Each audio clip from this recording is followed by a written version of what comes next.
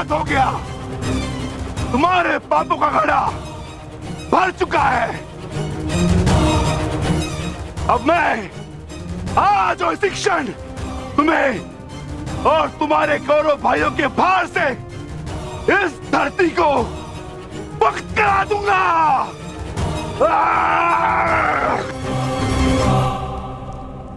तो प्रतीक्षा किस बात की है भीम? आ जाओ। तुम्हारे लिए तो मुझे शस्त्र उठाने की भी आवश्यकता नहीं है।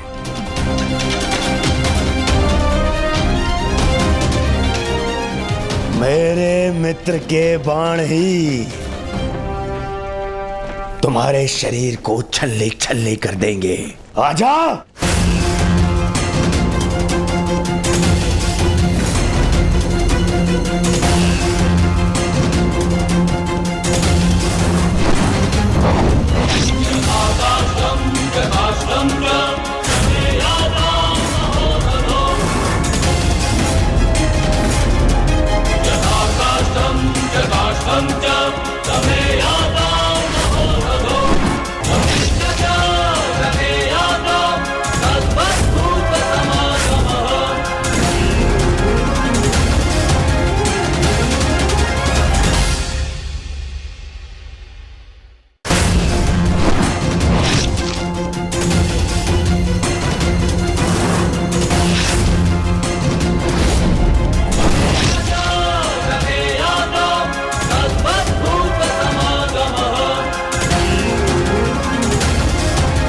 क्या हुआ अंगराज?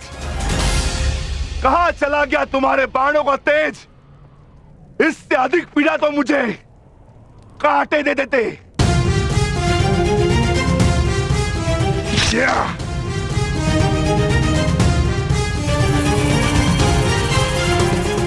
कदाचित तुम भूल रहे हो अंगराज, जिसने तुम्हारे बाणों को उनकी सीमा दिखला दी। मैं उस महाबली घटोत्कच का पिता।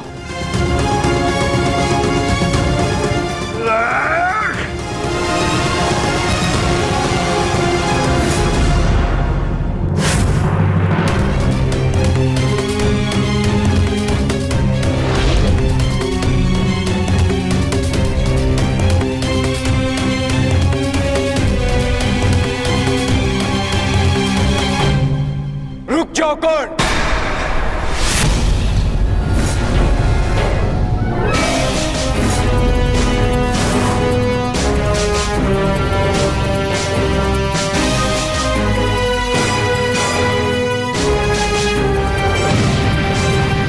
अपनी अमोघ शक्ति खो दी तो नियम भूल गए कि धनुर्धर केवल धनुर्धर से ही द्वंद करेगा, गदाधारी से नहीं। किंतु जिस पक्ष से तुम ये युद्ध लड़ रहे हो, उनका कर्म ही नियम तोड़ना और अधर्म करना है। इसलिए तुमसे नियम की और अधर्म की आशा रखना व्यर्थ है। किन नियमों की बात कर रहे हो अर्जुन?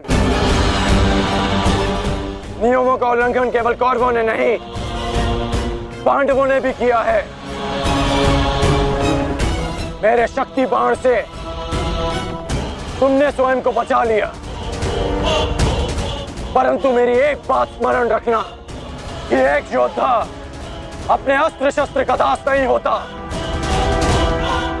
अस्त्र शस्त्र योद्धा के दास होते हैं।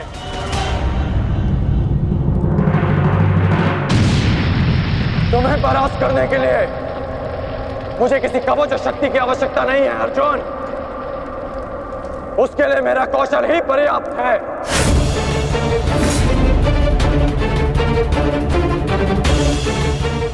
अब ना ही मेरे पास कोई शक्ति है और ना ही कोई कवच, इसलिए सावधान, क्योंकि अब मेरे बाण पहले से भी अधिक शक्तिशाली होंगे। बच सको तो बच लो अर्जुन।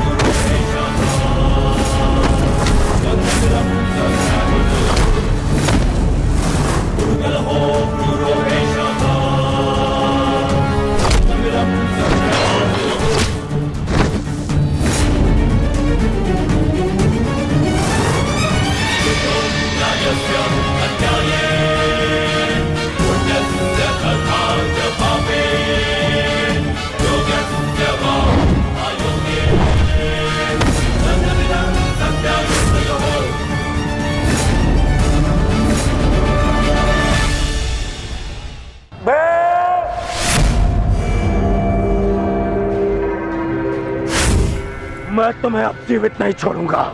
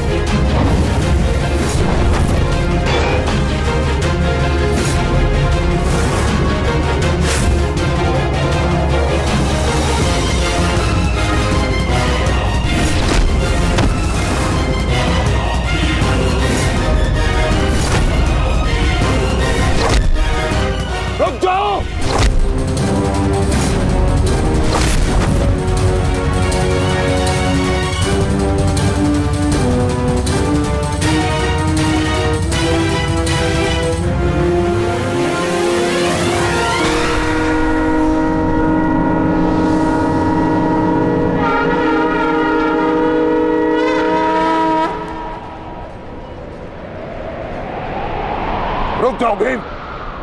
प्रतिक्रमण।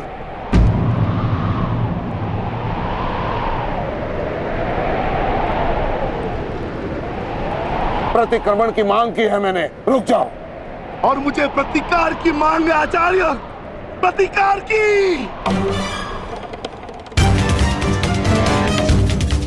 अपने पुत्र के प्राणों पर बनाई तो प्रतिक्रमण चाह रहे हो?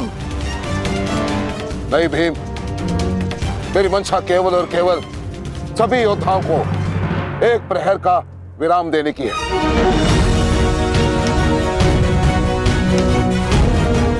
जिसकी आवश्यकता तुम्हें भी है। जाओ, अपने पुत्र का अंतिम संस्कार कर लो। करो भीम।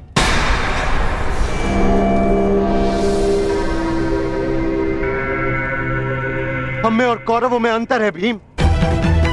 गुरु द्रोण ने प्रतिक्रमण की मांग की है और हमें उनकी इस मांग का सम्मान करना होगा।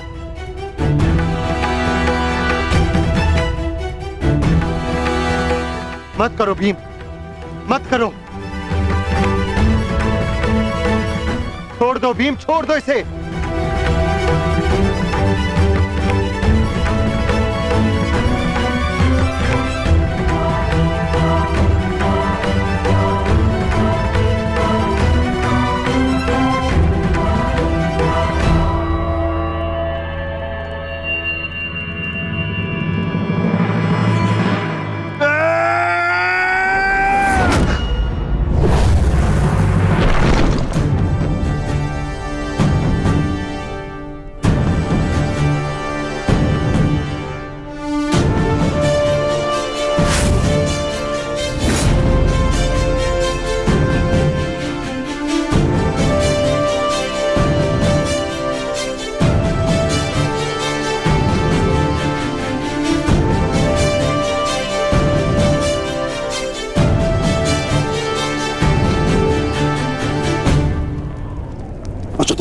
अश्वत्थामा, तुम ठीक तो हो पुत्र? पिताश्री,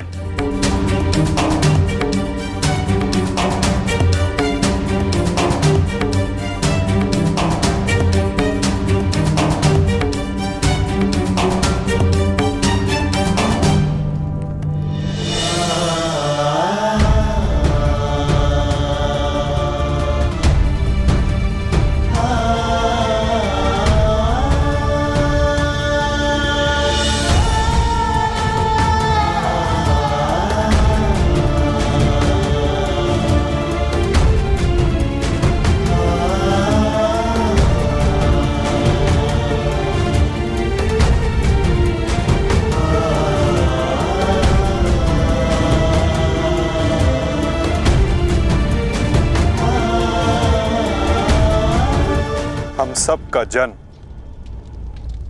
किसी उद्देश्य के लिए होता है। हम अपने जीवन का मंतव्य पूर्ण करके अपने गंतव्य पर चले जाते हैं। और यदि एक वीर अपने जीवन का उद्देश्य पूर्ण करते समय वीर गति को प्राप्त हो जाए तो उसे मोक्ष की प्राप्ति होती है। तुमने सबके लिए जो कुछ भी किया उसके लिए सभी तुम्हारे ऋणी रहेंगे पुत्र। तुम्हारा ये बलिदान व्यर्थ नहीं जाएगा घटोत्कच। और इन्हीं बलिदानों से हम इस युद्ध में विजय पा सकेंगे। जिस भविष्य के लिए हम ये विजय चाहते हैं माधव, क्या उसके लिए वर्तमान का बलिदान करना उचित है? पुत्र की हत्या हो जाए और पिता जीवित रहे, ये कैसा न्याय है माधव? ये न्याय नहीं पार्थ, यही नियति है। धर्म स्थापना के लिए जिनका बलिदान आवश्यक है उन्हें अपना बलिदान देना होगा पार्थ। और जिनका जीवन आवश्यक है उन्हें संघर्षों का और दुखों का भार उठाकर अपना जीवन जीना होगा।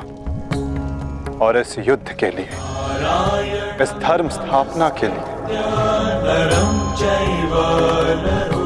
तुम्हारा जीवन आवश्यक था। और घटोत्कच का बलिदान।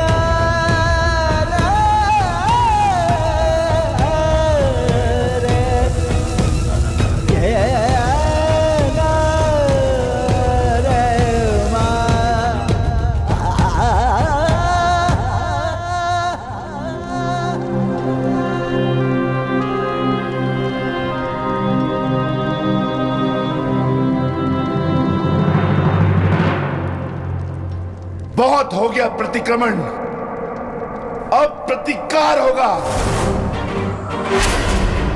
प्रतिकार होगा विकोदर, और वो भी उचित स्थान पर। और अब हमारा लक्ष्य होगा कौरव सेनापति द्रोण।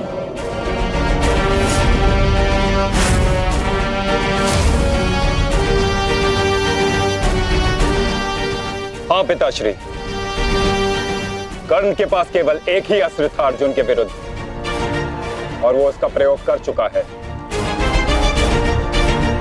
अब ना तो उसके पास कोई शक्ति है और ना ही कोई कवच, इसलिए अब वो हमारे लिए संकट नहीं, किंतु आचार्य द्रोण को रोकना अति आवश्यक है।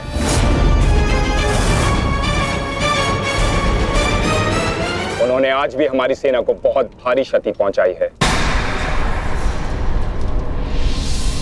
अब द्रोण का वध आवश्यक है।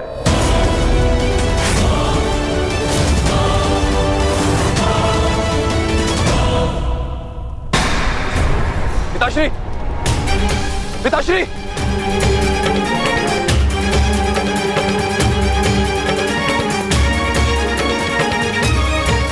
मैं कायरों की भांति युद्ध भूमि छोड़कर नहीं जाऊंगा। मैंने मित्र दुर्योधन को वचन दिया और मैं अपना वचन नहीं तोड़ सकता। एक बात का स्मरण रहे अश्वत्थामा कि धर्म और धर्म की बात करना हमें शोभा नहीं देता।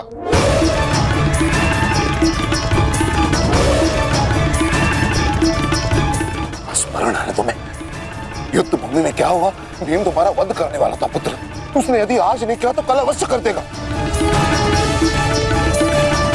मेरे पास तुम्हारे मृत्यु देखने का साहस नहीं है, उतनी शक्ति नहीं है मेरे पास, उतनी शक्ति नहीं है मेरे पास पुत्र। यदि तुम चाहते हो कि मैं यह युद्ध लड़ूं तो तुम्हें युद्ध भूमि का त्याग देना होगा।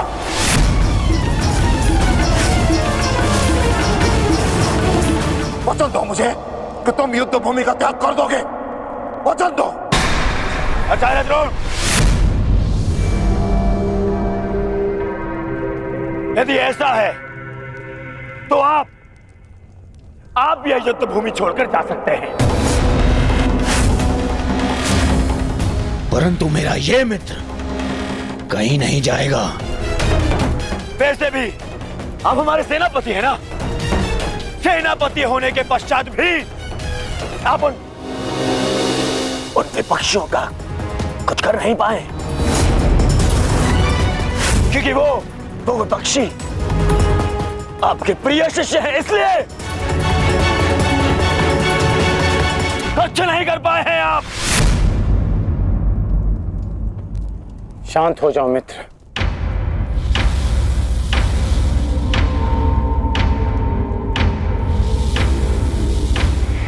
मित्र दुर्योधन सत्य कह रहे हैं। मेरे पिता ने पक्षपात किया है। उन्होंने अपने दिए वचन को पूर्ण नहीं किया और इसी कारण आज हमारे परिवार पर प्रश्न उठना आवश्यक है। किंतु एक पक्षपाती पिता का पुत्र होने से अच्छा है कि मैं एक योद्धा की तरह रणभूमि में जाऊं और अपने प्राण गंवा दूं। बस अश्वत्थामा, अपने पिता से इस भांति कटु वचन कहना एक महान योद्धा को शोभा नहीं देता। जो अपने पिता का सबके सामने अपमान कर सकता है, उससे किसी और के सम्मान की आशा नहीं की जा सकती।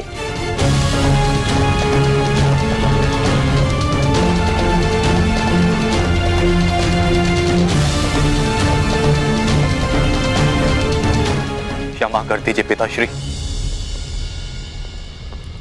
परंतु मैं इस युद्ध भूमि को छोड़कर कहीं नहीं जाऊंगा।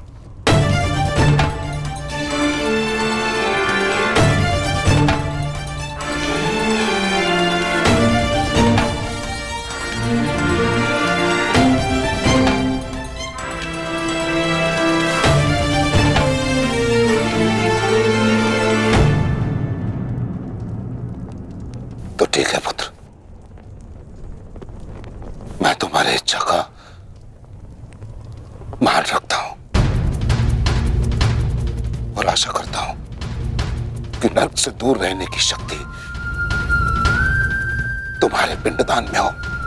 आज केवल तुम्हारे कारण मुझे संपूर्णता से धर्म का त्याग करना होगा। एक पुत्र पिता के लिए बल होता है, परंतु आज तुम मेरे लिए निर्बलता सिद्ध है। और आप भी सुन लीजिए युवराज, यदि मैंने अपने संपूर्ण जीवन काल में पुण्य किया है तो उन समस्त पुण्यों का मैं कवच निर्मित करता। यदि अपने जीवन में मैंने अपने शिष्यों को समान रूप से देखा होगा तो इस कवच को कोई नहीं फेंक सकता, कोई नहीं।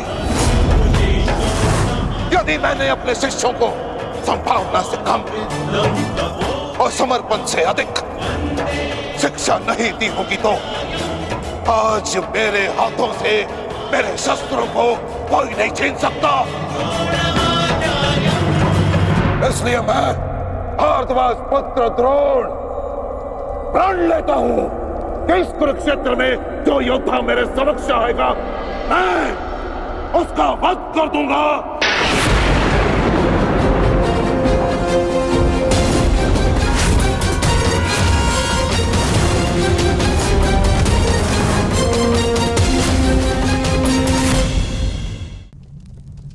आचार्य द्रोण का वध करना सरल नहीं। परशुराम के दिए गए उनके पास ऐसे कई अस्त्र हैं जिनका हमें अनुमान तक भी नहीं। मेरे पुत्र का जन्म केवल द्रोण के वध के लिए हुआ है। मुझे पूर्ण विश्वास है कि मेरा पुत्र अपने जीवन के इस उद्देश्य में अवश्य सफल होगा।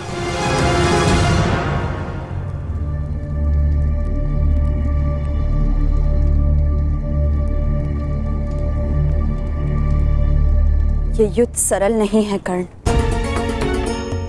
तुम्हें अपना ध्यान केवल युद्ध पर केंद्रित करना होगा। मेरी चिंता का कारण मोह है वृषाली। वो मोह जो बड़े से बड़े योद्धा को निर्बल कर देता है, और किसी की निर्बलता शत्रु का सबसे बड़ा शस्त्र न बन जाए। बस इसी बात की चिंता है। तुम्हारी चिंता स्वाभाविक है पार्थ। आचार्य द्रोण का वध करना सरल नहीं है, धृष्टद्युम्न के लिए भी नहीं।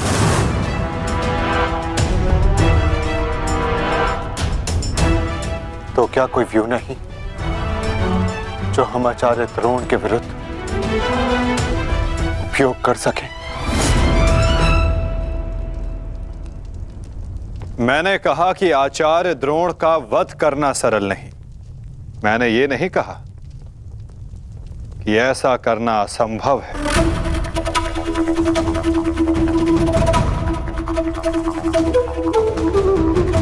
एक व्यू है जिसे आचार्य द्रोण भी नहीं तोड़ सकते।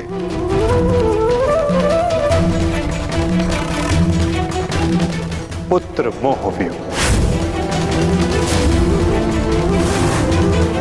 आचार्य द्रोण को परास्त करने का केवल एक ही अस्त्र है, अश्वत्थामा।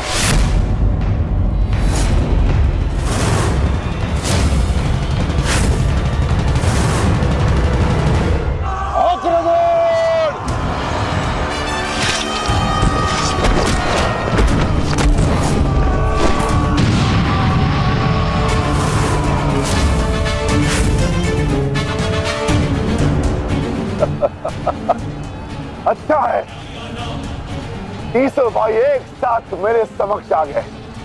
अब नर्क तक की यात्रा के मार्ग में एकाकी अनुभव नहीं करोगे। सावधान भीम।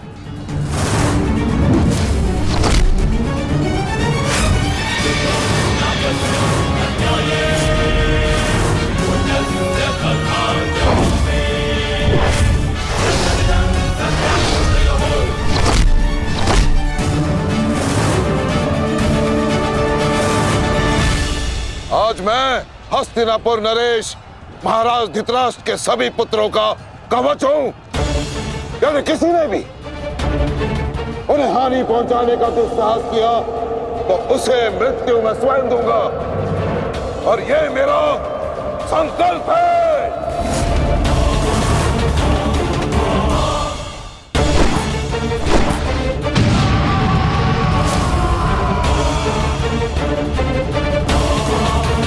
माधव, अश्वत्थामा को घेरने की योजना क्या है? हमारी योजना तो कब की प्रारंभ हो चुकी है पार्थ। क्या हुआ अश्वत्थामा? तुम्हारे पिताश्री कहाँ हैं? कहीं अपने काल को आता देख, कहीं छिप तो नहीं गए? धृष्टद्युम्न, ना आचार्य द्रोण किसी से भयभीत है और ना ही उनका पुत्र। आज अपने पिता के काल का काल मैं स्वयं बनूंगा।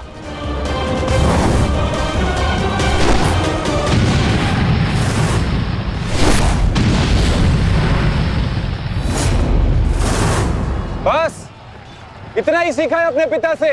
आओ अश्वत्थामा, आज मैं तुम्हें जीवन का पाठ पढ़ाता हूं। भाग कहां रहे हो कायर? साहस है तो द्वंद्व करो। आरती, पीछा करो।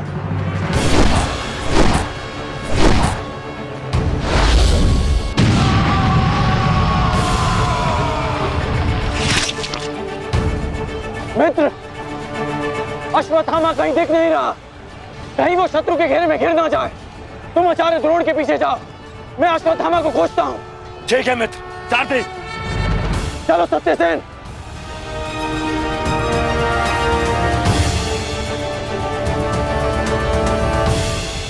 तुम मेरे पिताश्री के काल हो, मेरे नहीं।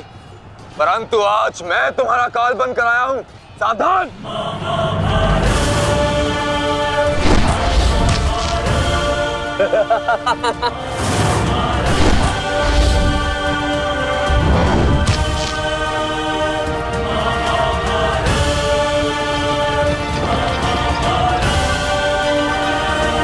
अच्छा हुआ कि पिता और पुत्र दोनों एक साथ मेरे सामने आ गए। आज तुम दोनों मेरे हाथों वीर गति को प्राप्त होगे।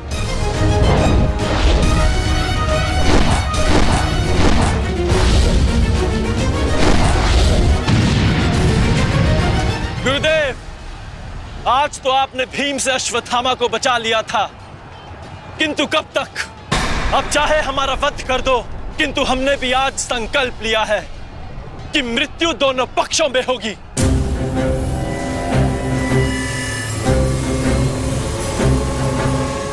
चलो सारथी, हमें वापस जाना है। जिक्र करो। अश्वत्थामा का है। अश्वत्थामा कहीं दिखाई नहीं दे रहा आचार्य, परंतु कर्ण उसी की खोज में गया है। चलो सारथी।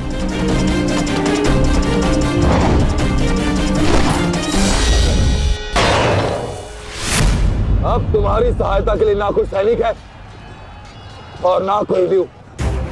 अब तुम दोनों को मेरे हाथ से कौन बचाएगा? सावधान। अश्वत्थामा, तुम स्वयं व्यू में खड़े हो। इस व्यू को शमशान व्यू कहते हैं। कदाचित तुम्हारे पिता ने तुम्हें इस व्यू के विषय में बताया ही नहीं होगा। अपने चारों ओर देखो।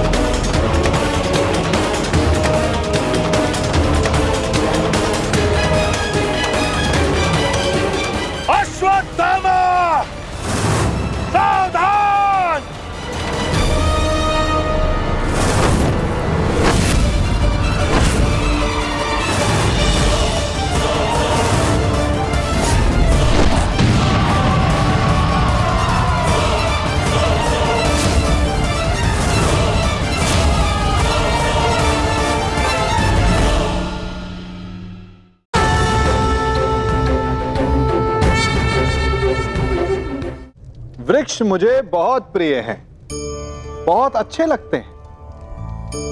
आपको भी अच्छे लगते होंगे।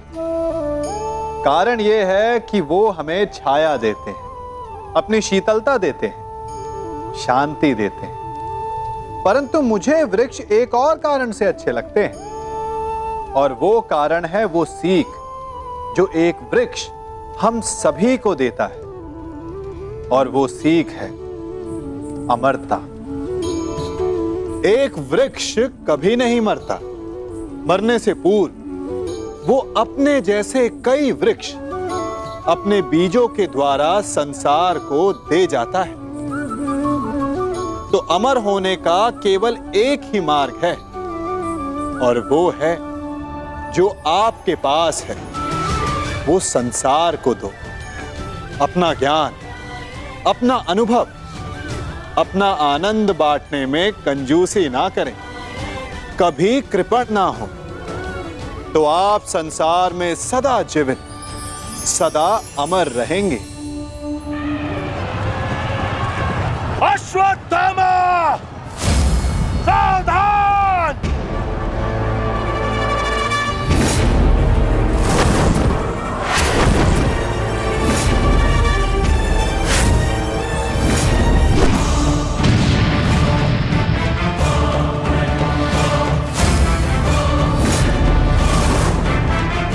दूसरों की चिता के लिए सजाई गई लकड़ी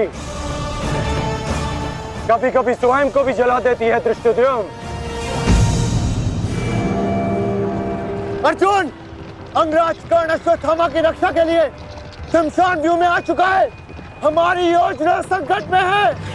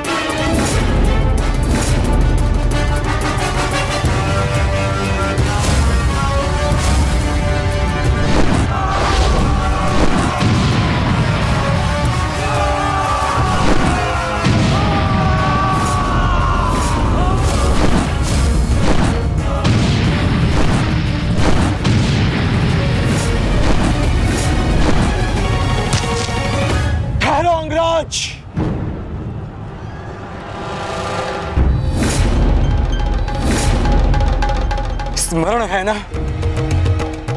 कि हमारा द्वंद्व का निर्णय आना अभी शेष है। मैं युद्ध का आह्वान देता हूं।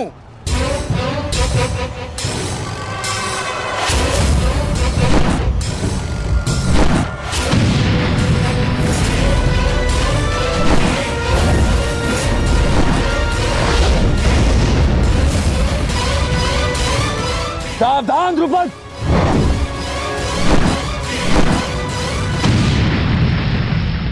मेरा ही राज्य मुझसे ही छीनकर मुझे ही आधा राज्य भीख में दिया तुम्हारे पिता ने, और जिस आधे राज्य पर तुम शासन कर रहे हो वो मुझे स्वीकार नहीं है। इस अपमान का प्रतिशोध आज अवश्य लेकर रहूंगा। जो अपनी पुत्री का अपमान होने से न रोक सके वो अपने राज्य और अपने सम्मान की रक्षा क्या करेगा?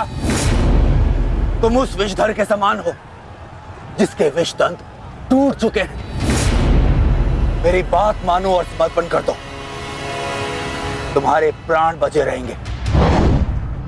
प्राण तो अब तेरे नहीं बचेंगे।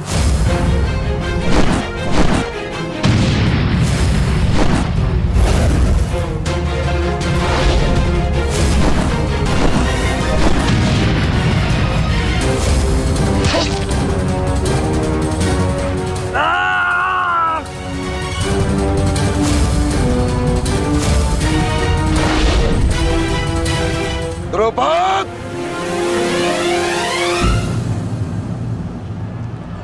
तुम्हारी शत्रुता केवल मेरे साथ है, उसका प्रतिकार तुम मेरे पुत्र से मत लो, अन्यथा अनर्थ हो जाएगा।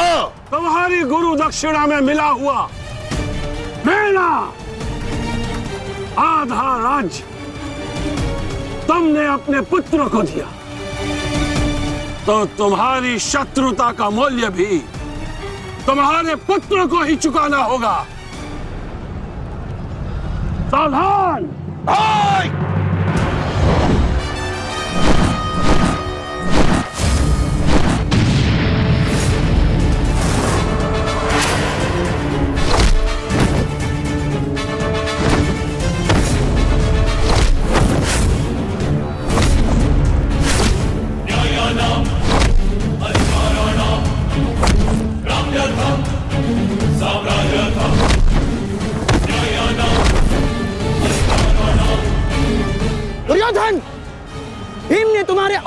अनुजों का वध कर दिया है और अभी उसकी रक्त पिपासा बुझी नहीं है दुर्योधन।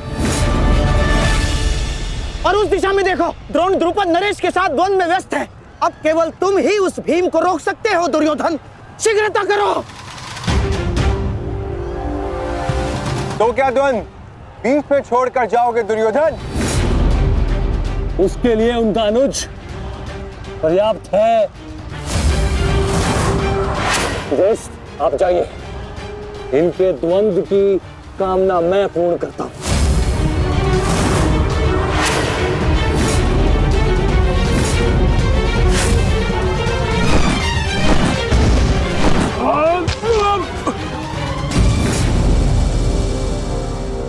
बार बार मुझे छोड़कर मेरे पिता पर वीरता क्यों दिखाते हो आचार्य? मुझसे द्वंद्व करो, मेरे जीवन का एक ही उद्देश्य है और वो है मेरे हाथों आपका वध। तब तक तुम्हें प्रतीक्षा करनी होगी धृष्टद्युम्न, क्योंकि जब तक द्रोण के हाथों में उसके शस्त्र हैं, स्वयं काल भी उसका वध नहीं कर सकता। और स्मरण रहे धृष्टद्युम्न, तुम्हारे साथ साथ तुम्हारे जीवन का ये उद्देश्य भी उपहास बन के रह जाएगा। शस्त्र त्यागने की क्या आवश्यकता है द्रोण? प्रेम, सम्मान, धर्म तो तुम पहले ही त्याग चुके हो। मेरे पिता तुल्य गुरु और अपने पिता महर्षि भरद्वाज पर तो तुम लांछन भी लगा चुके हो। तुम्हारी आत्मा तो कब की मर चुकी है द्रोण, कब की। अब केवल यह शरीर है, इसे त्यागने का समय आ गया है और वो समय अभी है। सावधान द्रुपद!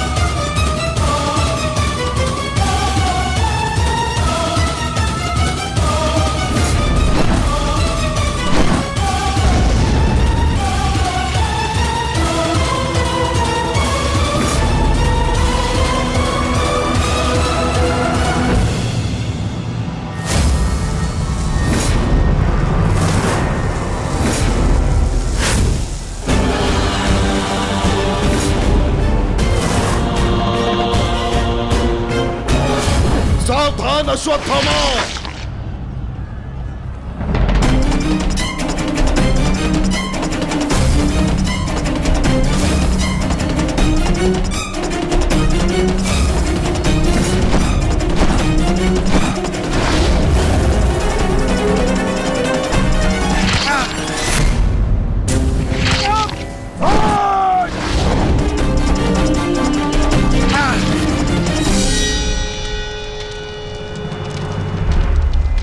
पिताश्री!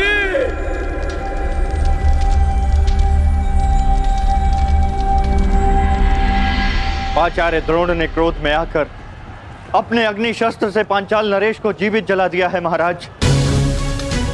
अर्थात आचार्य द्रोण ने अपना वचन पूर्ण किया, उन्होंने द्रुपद का वध कर ही दिया। तुम देखना संजय, तुम देखना संजय, एक दिन पांडवों का अंत भी निश्चित है। और दुर्योधन? दुर्योधन कहाँ है संजय?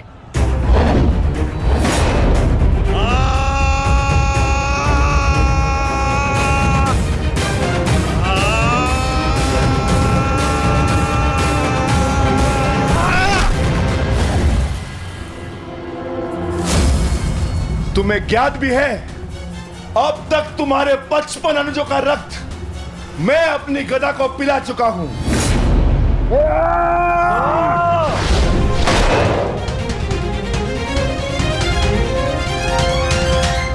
अश्वत्थामा, अश्वत्थामा, उठो उठो पुत्र, उठो।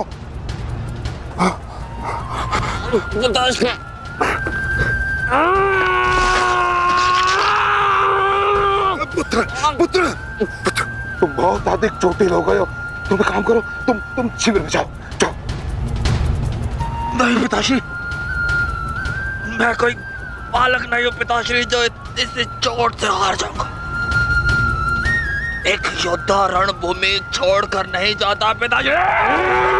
मेरी बात मानो, तुम्हें बहुत आवश्यक है वहां जाना। जाओ शिविर में जाओ, जाओ पुत्र, मेरी बात मान लो, जाओ जाओ पुत्र। अनर्थ कर दिया तुमने द्रोण।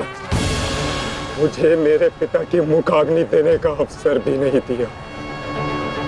अब तुम्हें आर्य भी मेरे हाथों से नहीं बचा सकते।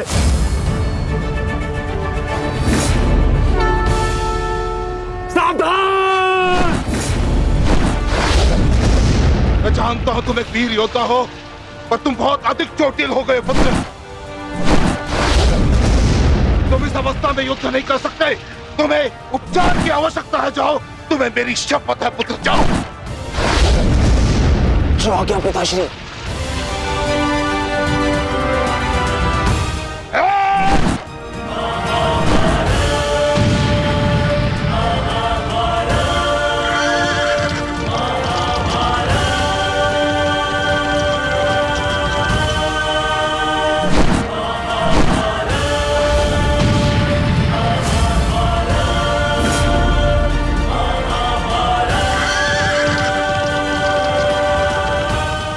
अश्वत्थामा जा रहा है पार्थ।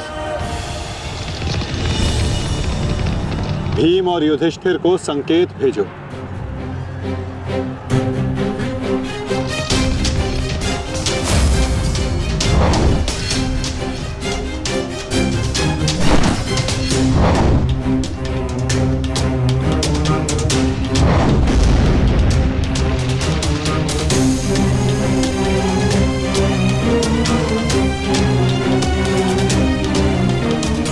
अर्जुन कोई संकेत दे रहा है। क्या योजना है माधव की?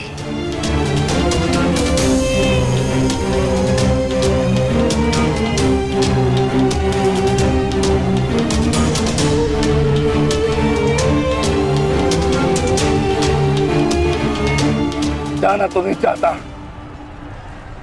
परंतु माधव का संकेत है। मुझे जाना होगा। प्रतीत होता है तुम्हारे जीवन के कुछ प्रहर अभी शेष है।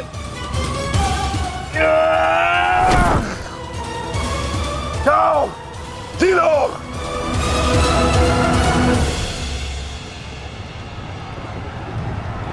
सारथी, आगे बढ़ो।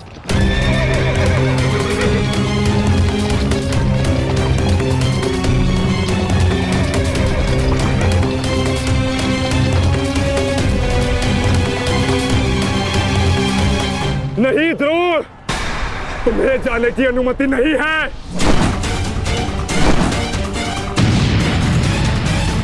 कर्ण, अश्वत्थामा की सहायता करो। वो बहुत अधिक जख्मी है और भीम उसके पीछे है। जाओ।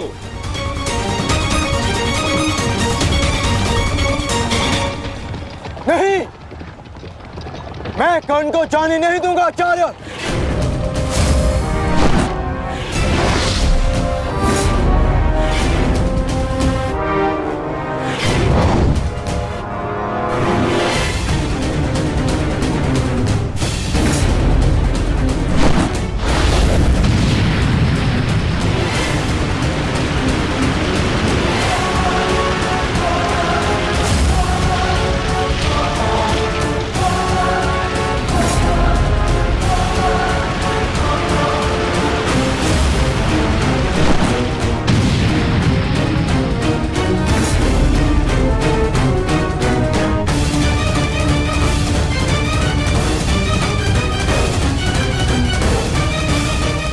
स्मरण रहे पार्थ, यदि कर्ण अश्वत्थामा की सहायता के लिए वहां पहुंच गया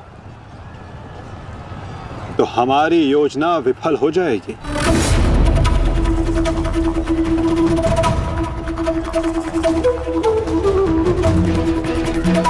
तुम्हें कर्ण को वहां तक पहुंचने से रोकना होगा पार्थ।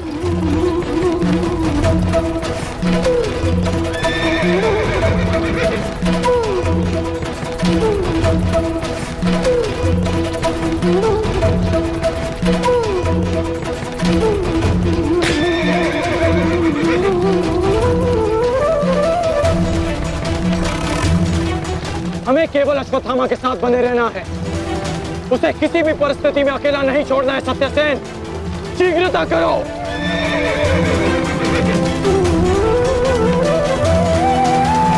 माधव, हमें कर्ण को रोकना होगा, अन्यथा हमारी योजना विफल हो जाएगी और आचार्य द्रोण का वध करना असंभव हो जाएगा।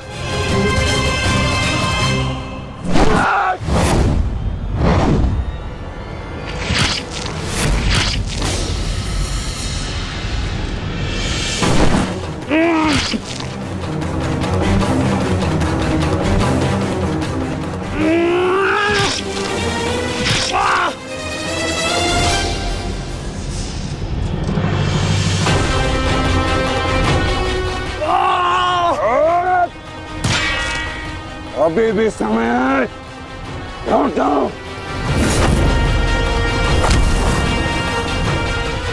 मैं तब तक यहां से नहीं लौटूंगा जब तक आपके प्राण नहीं ले लेता आचार्य।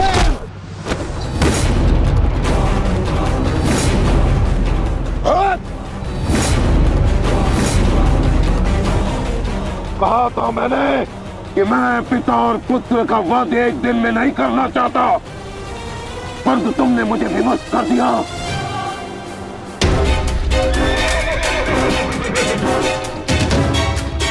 चलिए माता, कर्ण के पीछे चलिए। नहीं पार्थ, इस समय दृश्यद्युम्न को हमारी सहायता की आवश्यकता है और यहां से जाना हमारी योजना का भाग नहीं है। तुम आचार्य द्रोण के साथ युद्ध करो।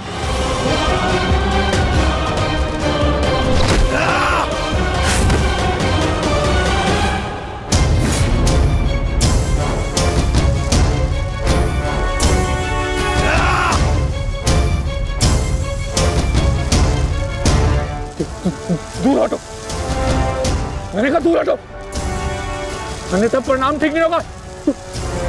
दूर हटो। देखा देश, अंत समय आने पर भी कुछ मूर्खों की अकड़ नहीं जाती, उनकी अकड़ उनके मृत्यु के साथ ही जाती है।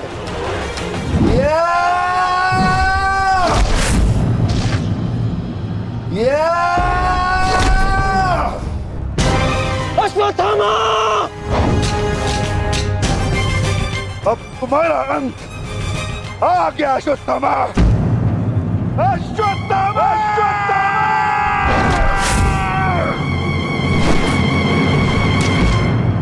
ये तो भीम का स्वर है। कहीं ऐसा तो नहीं कि भीम अश्वत्थामा के साथ द्वंद्व कर रहा हो। मुझे शीघ्र वहां पहुंचना होगा। भीम की गर्जना का आशय आप भी समझते हैं आचार्य कि ये द्वंद्व समाप्त हो गया है और इस द्वंद्व के समाप्त होने से प्रतीत होता है कि अश्वत्थामा का वध हो चुका है आचार्य।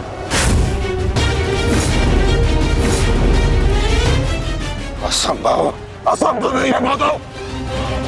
द्रोण का पुत्र अश्वत्थामा, और जब तक द्रोण जीवित है अश्वत्थामा को कुछ नहीं हो सकता। मेरा हृदय कहता है कि मेरा पुत्र जीवित है, कुछ नहीं हुआ उसे। और वैसे भी मुझे आपके बातों पे विश्वास नहीं है माधव।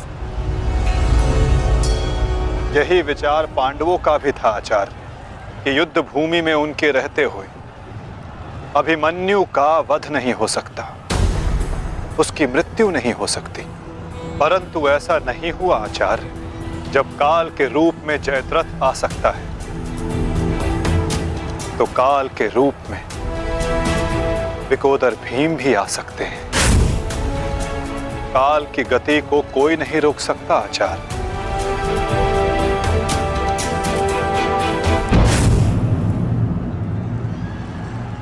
सावधान भीम!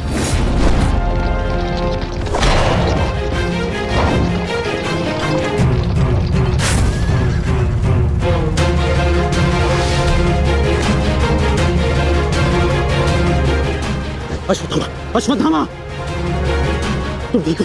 तुम ठीक हो? हाँ अंगराज।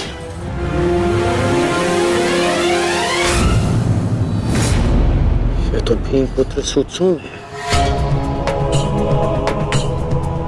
फिर भीम कहाँ है? वो वही है जहां उन्हें होना चाहिए। आचार्य, आज कर्ण नामक कवच भी अश्वत्थामा की रक्षा नहीं कर पाया।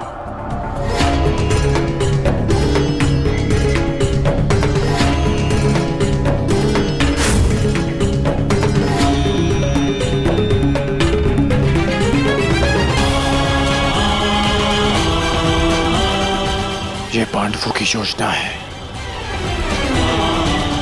मुझे आचार्य द्रोण से दूर रखने के लिए। अंगराज, आप कहना क्या चाहते हैं? क्या कहना चाहते हैं अंगराज? आज पांडवों का लक्ष्य तुम नहीं, आचार्य द्रोण है। सत्य है ये, मेरा पुत्र अभी तक जीवित है, कुछ नहीं हुआ उसे। सत्य कहो, सत्य कहो भीम।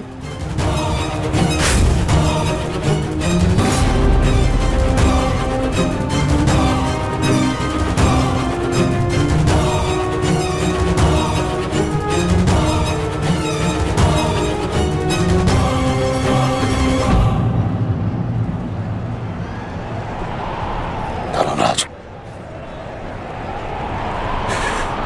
मैं तुमसे सुनना चाहता हूं, ये सत्य क्या है? कह दो कि मेरा पुत्र जीवित है। तुम्हारा उपयोग केवल मेरा ध्यान भटकाने के लिए था। मुझे इस बात का आभास क्यों नहीं हुआ? आचार्य द्रोण के प्राण संकट में है। चलो अश्वत्थामा, चलो।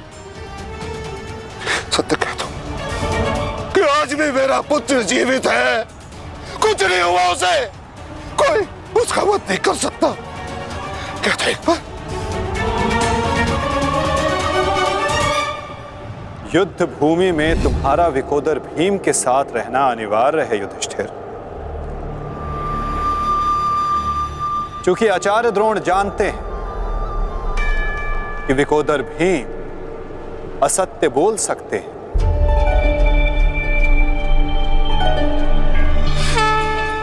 किंतु धर्मराज युधिष्ठिर नहीं। और वो ये सुनिश्चित करने के लिए तुमसे ये प्रश्न अवश्य करेंगे धर्मराज।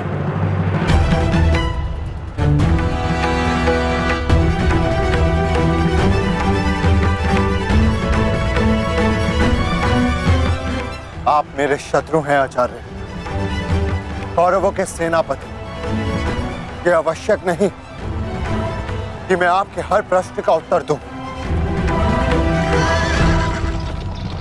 शीघ्र करो सत्यसेन। प्रश्न का उत्तर तुम्हें देना होगा धर्मराज। भले मैं कौरवों का सेनापति हूं, परंतु ये मत बोलो कि मैं तुम्हारा गुरु भी हूं। इसलिए सत्य तुम्हें कहना होगा, बताना होगा मुझे। मेरा पुत्र जीवित है और यही सत्य है, मुझे पता है। बता दीजिए आचार्य द्रोण को सत्य क्या है? अधर्म को उसके घर में पराजित करने के लिए अधर्म की चौखट पार करनी ही पड़ती है युधिष्ठिर। ये सत्य है आचार्य द्रोण कि भीम ने अश्वत्थामा का वध कर दिया।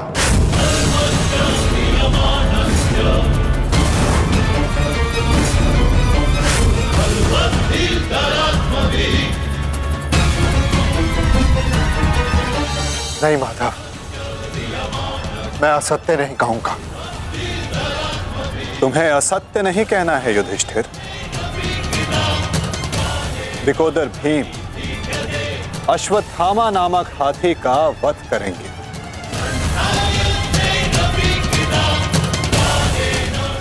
तुम्हें केवल यह कहना है कि अश्वत्थामा मारा गया।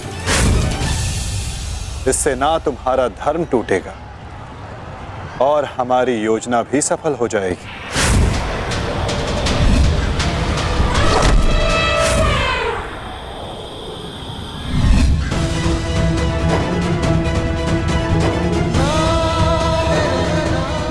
पुनः एक बार कह दो धर्मराज कि ये सत्य है।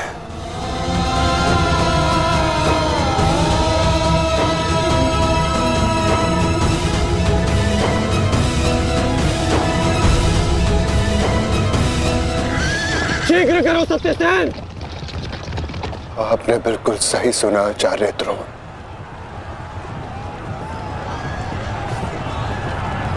अश्वत्थामा मारा गया।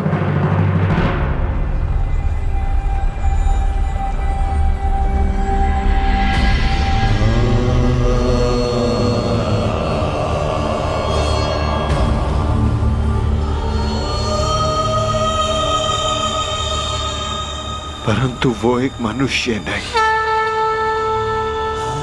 एक हाथी था।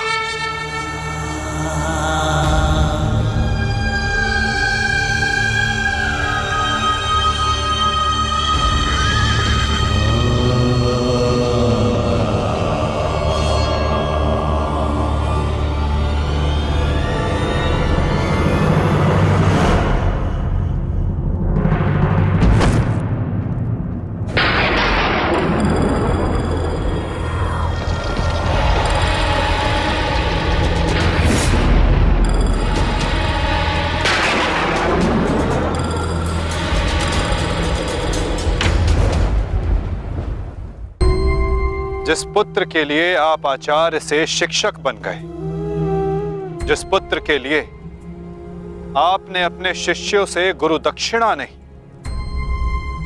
मूल्य मांगा,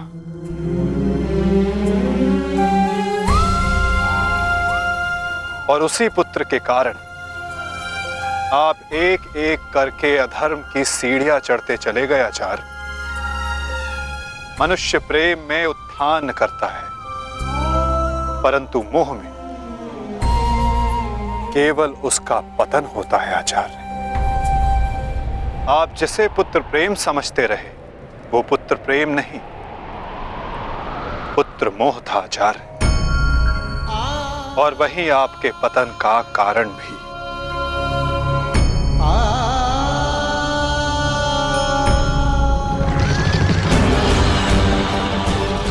शीघ्र करो सत्यसेन।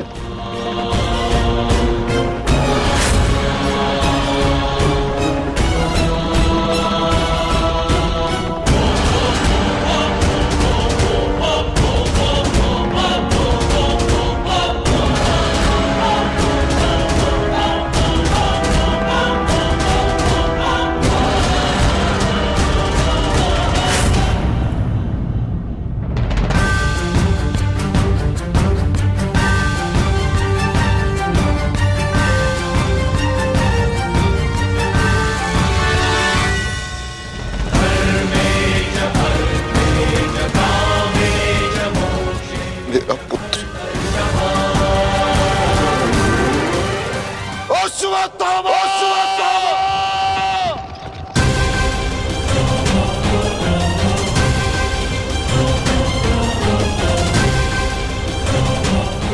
आपके साथ छल हुआ है आचार्य। अश्वत्थामा जीवित है। पिताश्री! पिताश्री!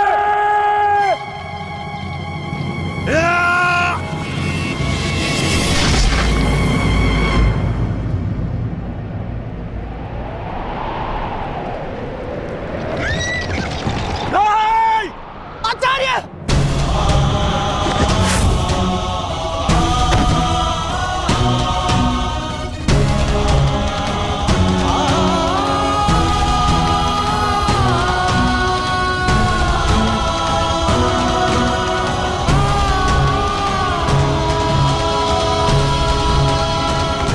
वरुणं च दिवम्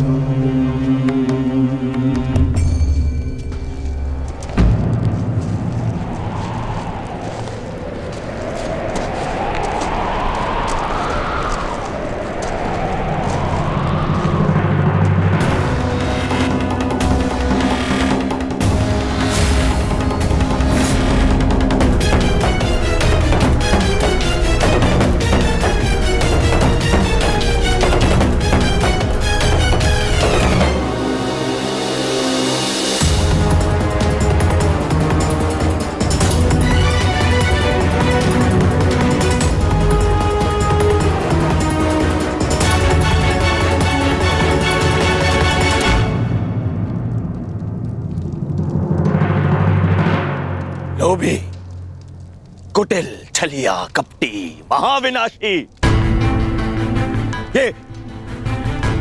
ये सारी उपाधि इस दुर्योधन की थी। परंतु आज युधिष्ठिर तुमने मुझसे ये सारी उपाधियां छीन ली और अपनी बना ली। आज तुम इन सारी उपाधियों के सम्राट बन गए।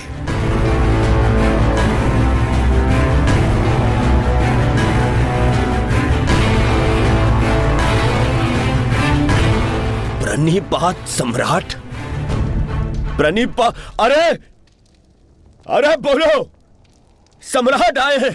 छल सम्राट युधिष्ठिर की जय बोलो, बोलो, छल सम्राट युधिष्ठिर की जय।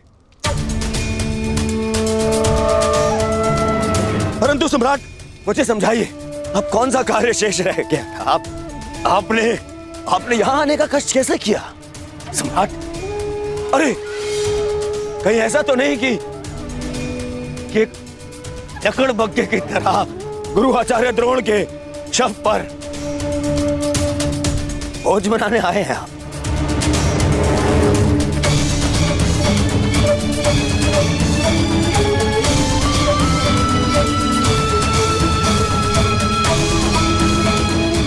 भोज बनाने आए हैं?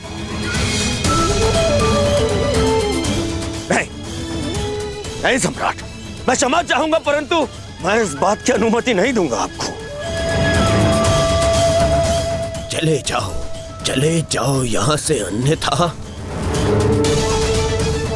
अन्यथा मैं आप लोगों के शव पर उत्सव मनाऊंगा। चले जाओ। हम यहाँ युद्ध करने नहीं आए, अपने गुरु के अंतिम दर्शन करने आए हैं। इस समय मैं अर्जुन नहीं, अपने गुरु का शिष्य हूं। हम पांडु पुत्र होने के नाते नहीं, परंतु कुरुवंशी होने के नाते उनके अंतिम दर्शन करने आए हैं। नहीं तुम्हें इस युद्ध में विजय मिलेगी और ना ही अपने गुरु के दर्शन।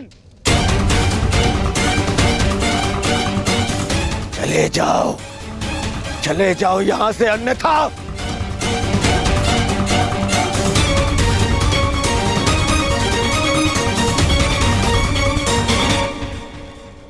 गुरु द्रोण के अंतिम दर्शन करने का अधिकार सबको है।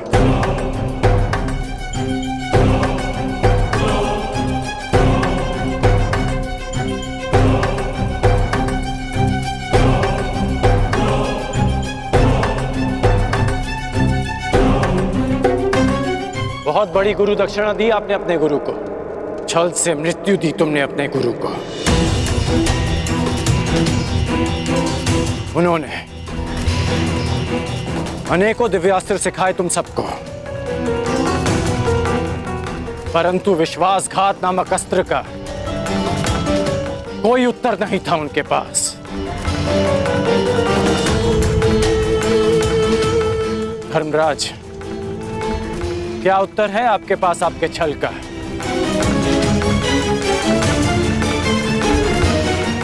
बताइए। मेरा चयन बिल्कुल ठीक था, दुर्योधन तुमसे बेहतर राजा होगा।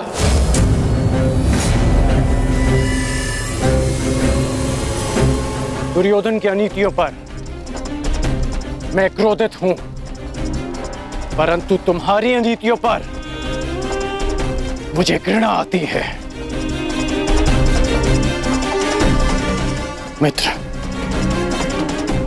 शिष्य होने के नाते अपने गुरु के अंतिम दर्शन का अधिकार है इन्हें। नहीं, अंगराज ठीक कह रहे हैं मित्र।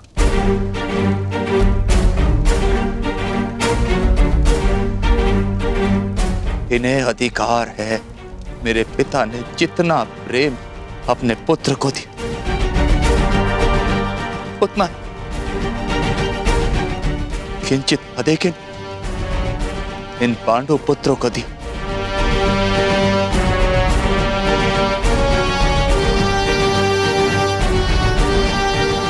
उससे भी अधिक इस अर्जुन को। एक पुत्र अपने पिता का ऋण चुकाता है, उसे जीवन देने का ऋण। मैं भी अपने पिता के दिए जीवन का ऋण चुकाऊंगा, और वो ऋण पांडवों को चुकाना होगा।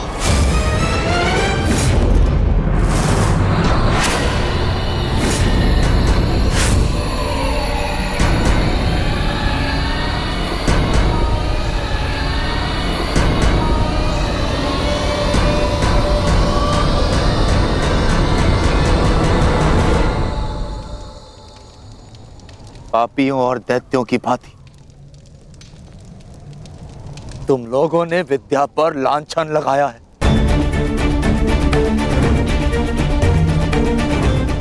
ज्ञान का नाश किया है तुम लोगों ने, नाश।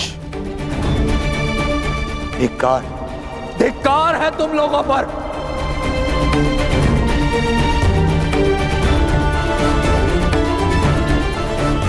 पांडव पुत्रों,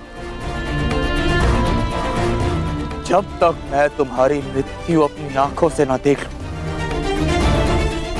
मुझे मृत्यु प्राप्त नहीं होगी। तुम्हारे वंश के साथ मृत्यु की होली खेलूंगा मैं। जिन बच्चों ने आज मुझे रोका, मैं उनकी सांसें रोक दूंगा।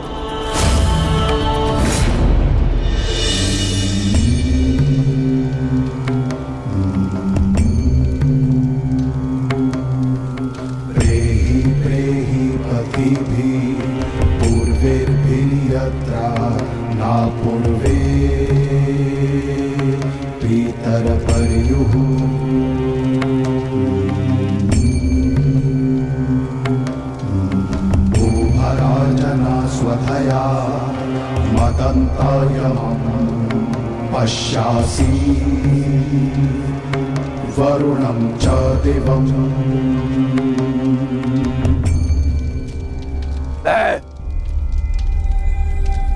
द्रोण पुत्र अश्वत्थामा, ये प्रण लेता हूं कि तुम्हारे संपूर्ण वंश को नष्ट कर दूंगा, नष्ट कर दूंगा, नष्ट कर दूंगा, नष्ट कर दूंगा, नष्ट कर दूंगा, नष्ट कर दूंगा, नष्ट कर दूंगा।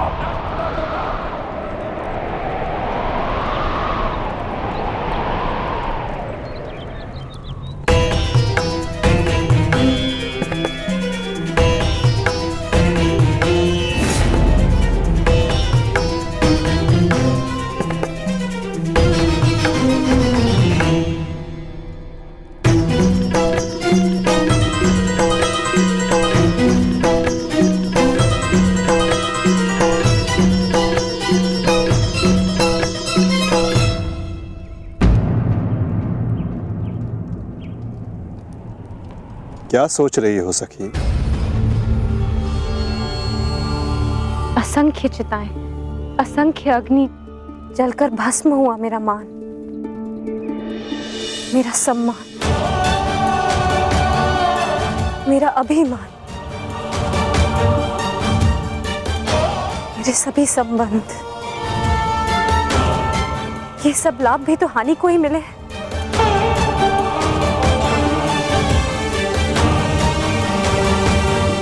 वो देखिए माधव,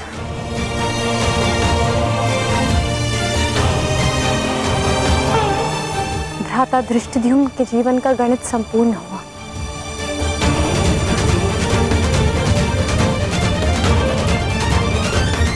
अब उनके जीवन का न्यून लाभ है। इस जटिल गणित में न केवल हानि और लाभ है सखी, इस गणित के अनेकों कोण भी हैं।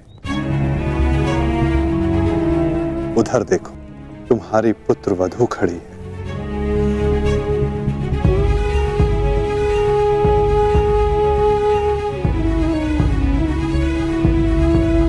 जो वस्त्र हरण तुम्हारे साथ हुआ वो अन्य किसी स्त्री के साथ ना हो, उसकी लज्जा का रक्षण हो सके, ये लाभ। संसार में शोषण करने वालों को पर्याप्त दंड मिल सके सखी, ये लाभ। आने वाली पीढ़ियों को ज्ञात रहे कि स्त्री का मान भंग करना, उसका शोषण करना मानव हत्या से भी अधिक दंडनीय अपराध है, ये लाभ। और ऐसे लाभ के लिए बलिदान अनिवार्य है सखी, और ऐसे बलिदान देने की क्षमता सब में नहीं होती सखी।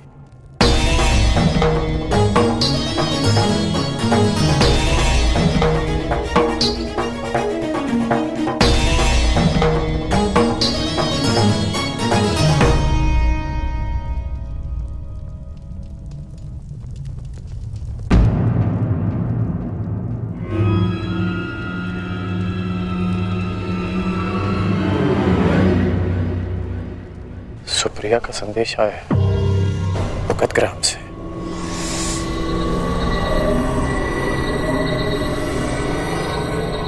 वो मृत्यु शैया पर है।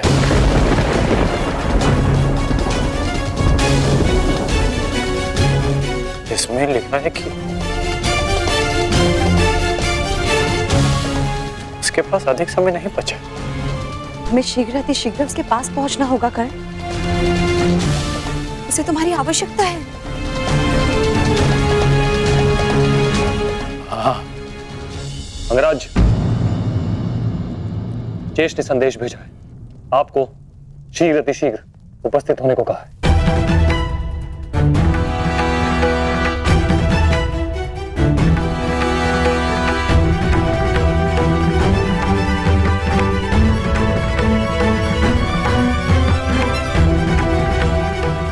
मुझे जाना होगा,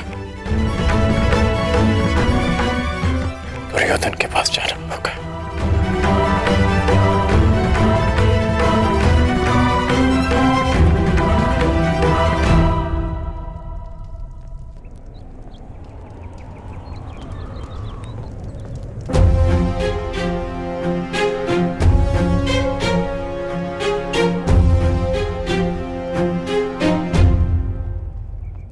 अनेक दिनों से मेरा हृदय ही नहीं,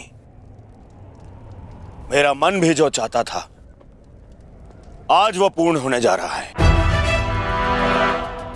दुर्योधन की पताका और हस्तिनापुर का ध्वज दोनों ही अब बलशाली होने जा रहे हैं। इस पताका की तीक्ष्णता और भी तीव्र होगी, क्योंकि इस पताका का नेतृत्व करेगा मेरा मित्र अंगराज कर्ण।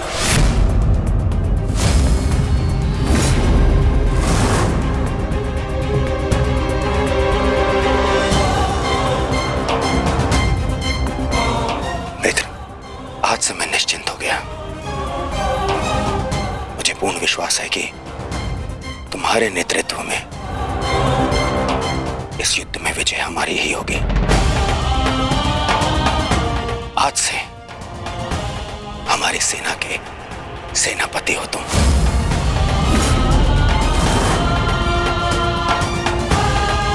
दुर्योधन, किसी दासी स्त्री के लिए पति चुन रहे हो, अपनी सेना का नायक चुन रहे हो? एक नीची जाति के व्यक्ति को तुम हमारे सर पे थोप नहीं सकते। किसी सारथी का पुत्र तुम्हारे उपकारों के बीच पे बना राजा मैं नहीं मानता कि ये सेनापति बन सकता है, क्योंकि पलतरन पैरों में शोभा देते हैं, ना कि मस्तक पर। शैल्य, मेरे होने वाले सम्राट। और हाँ, अंगराज कर्ण, देखो तुम दोनों बुरा मत मानना।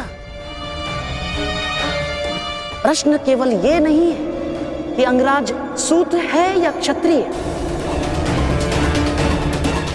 प्रश्न तो ये है कि सेनापति पद किसे मिलना चाहिए। सेनापति पद के लिए आवश्यक क्या होता है? बुद्धि और शक्ति। और अंगराज, आपके बुद्धि पर किसी को कतई संदेह नहीं है ना, परंतु संदेह है तो केवल और केवल आपकी शक्ति पर। अंगराज अभेद थे, अब नहीं है। कवच और कुंडल भी था इनके पास, अनेकों अस्त्र थे जो अब नहीं है, जो अब अंगराज खो चुके हैं। और हाँ, खास बात तो यह है, अर्जुन के लिए जो अस्त्र था वो भी आप खो चुके हैं।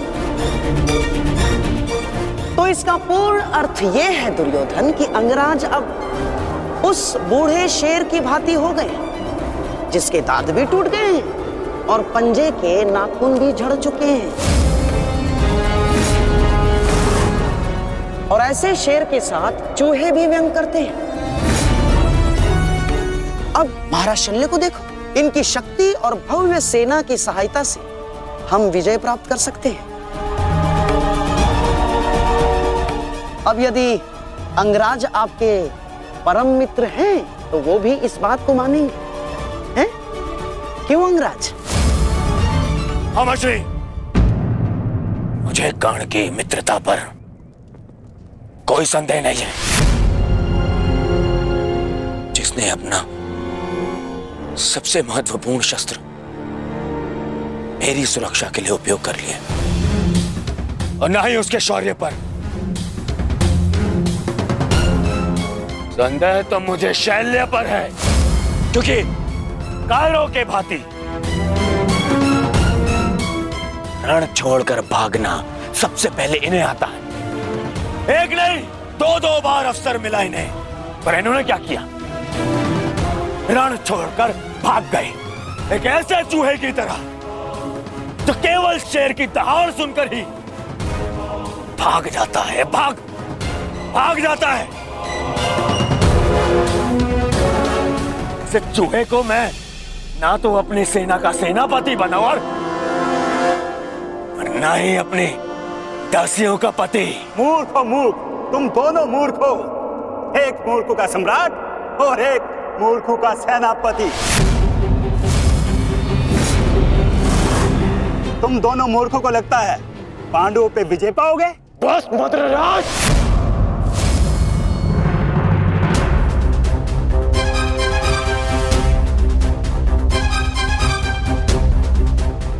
मैं भले ही छोटी जाति का हूं, परंतु तुम्हारे कार्य और तुम्हारी जीवा मुझसे भी निचली जाति के हैं।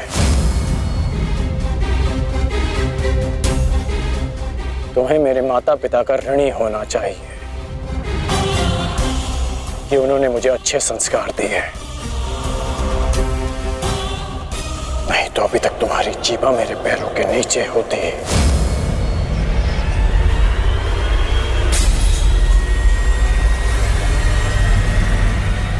अब एक और शब्द अपनी जीभा से निकाला तो मैं अपने सारे संस्कार भूल जाऊंगा, और ये भी भूल जाऊंगा कि हम दोनों एक ही पक्ष में हैं।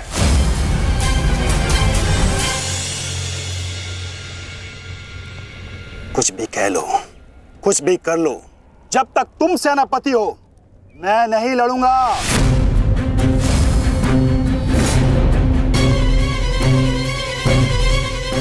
कायर, फिर पीठ दिखाकर भाग रहा है। भूल गया अपने वचन, अपने प्राण कि भेज दूं तुम्हारे राज्य में यह संदेश कि उनका राजा न केवल भगोड़ा है पर अपने वचन भी नहीं निभाता।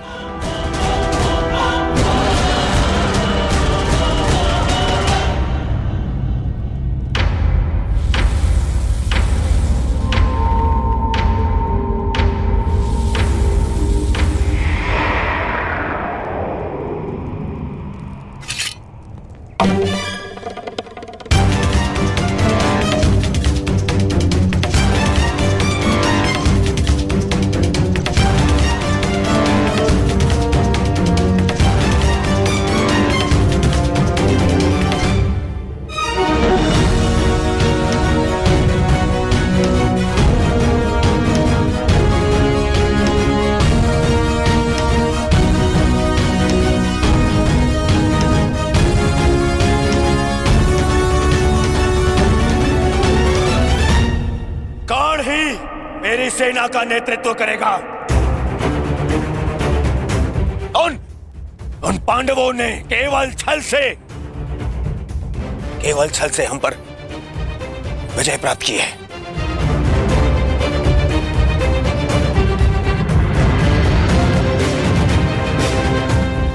कर्ण मेरा कवच है, मेरा विश्वास है।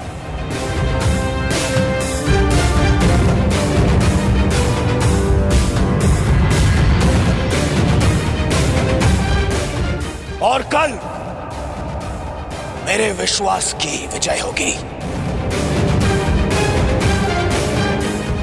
मेरे सामर्थ्य की विजय होगी और मेरे शत्रु के छल की पराजय।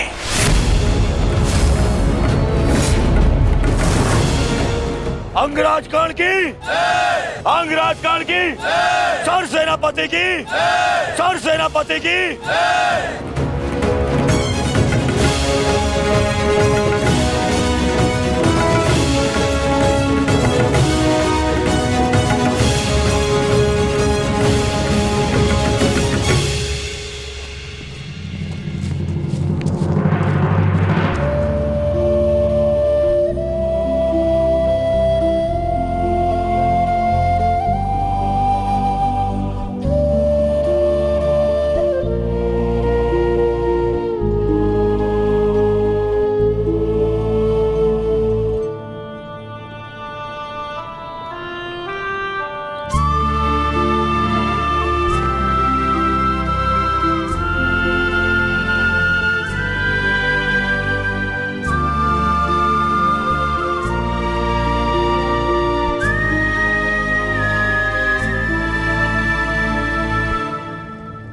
कर्ण, तो तुम नहीं जा रहे हो?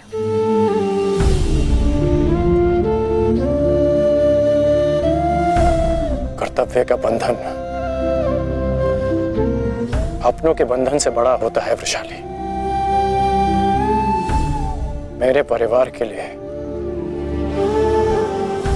मैं अनेकों परिवारों का विश्वास नहीं तोड़ सकता। सेनापति का कार्य एक पति के कार्य से बड़ा होता है।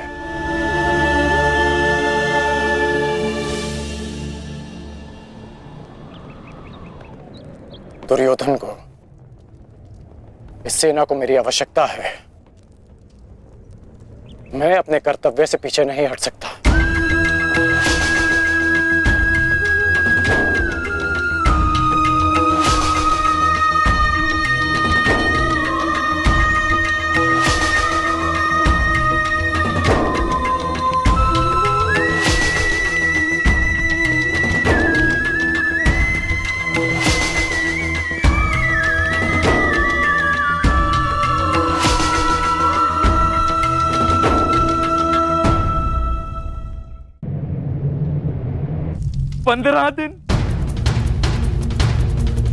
मात्र 15 दिन पूर्ण हुए हैं इस युद्ध के संजय, और इन 15 दिनों में मैंने अपनी सारी शक्ति, सारे सहारे खो दिए हैं। ताचरी शरशैया पर आचार्य द्रोण की निर्दयता से हत्या कर दी गई। और मैंने अपने 90 पुत्रों को खोया है। अब और क्या खोना शेष है? क्या मैं अपने 10 पुत्रों को भी खो दूंगा? जब मेरा कुरुवंश ही समाप्त हो जाएगा, जब मेरा पिंड दान करने के लिए कोई नहीं रहेगा, तो क्या लाभ ऐसे विजय का और क्या हानि ऐसे पराजय से? ये कैसा अकाल आया है संजय, जिसने मेरे कुरुवंश के वृक्ष की सारी शाखाओं को सुखा कर रख दिया। किस काम की? इस प्रकार से अपनी आशा को मत खोइए महाराज। युद्ध अभी शेष है और अंगराज कर्ण ने आज ही सेनापति का पद संभाला है महाराज। वो अपने वचन को अवश्य ही पूर्ण करेंगे और जब तक अंगराज कर्ण जीवित है महाराज, तब तक कुरुवंश के वृक्ष को कोई नहीं सुखा सकता महाराज। बस अब कर्ण में ही मुझे वो आशा की किरण नजर आती है। गांधारी, गांधारी कहाँ है? वो जा चुकी है महाराज। जा चुकी? परंतु कहाँ? उन्हें सूचना मिली है कि निकट के गांव में महर्षि वेदव्यास प्रवास कर रहे हैं महाराज, और वो शीघ्र ही कुरुक्षेत्र में जाने वाले हैं। और महारानी को आशा है इस महाविनाश को रोकने के लिए महर्षि वेदव्यास से मिलकर कोई बीच का मार्ग अवश्य निकालेंगे। जिस प्रकार से आपके पुत्रों के जन्म के समय महर्षि वेदव्यास ने विशेष सहायता की है, उसी प्रकार से आपके पुत्रों के जीवन के रक्षण के लिए सहायता अवश्य करेंगे महाराज। मूर्खता है ये, मूर्ख है महारानी। संजय, शीघ्र ही कुछ सैनिकों को भेजो और महारानी को लौट आने को कहो। जी महाराज। भेजो।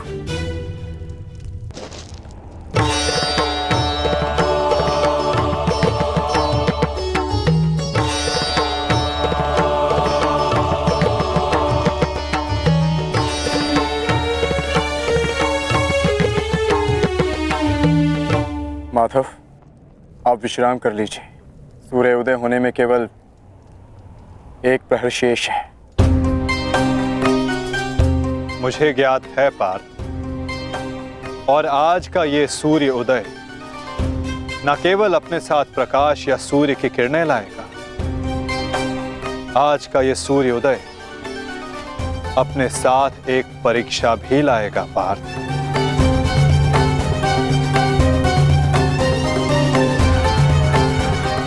और उस परीक्षा के लिए सज्ज होना।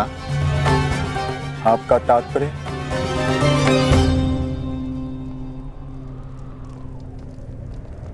आज से व्यूहरचना का भाग केवल भाग नहीं रहेगा पार्थ, स्वयं व्यूहरचनाकार होगा पार्थ।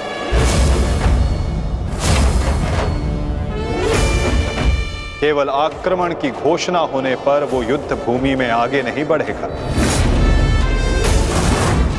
समस्त कौरव सेना युद्ध भूमि में आगे बढ़ेगी पार्थ। अब अंगराज कर्ण आज्ञा लेंगे नहीं, वो आज्ञा देंगे पार्थ।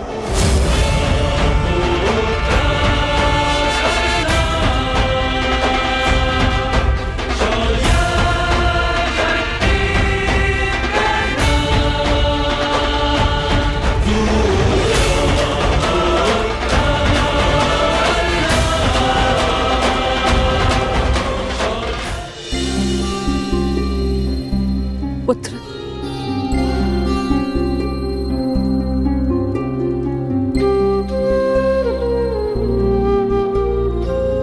तुम्हारा वचन सुनिश्चित कराने आई हूं कि सेनापति के मुकुट के भार के नीचे कहीं वो वचन न दब जाए जो राधे ने दिया था।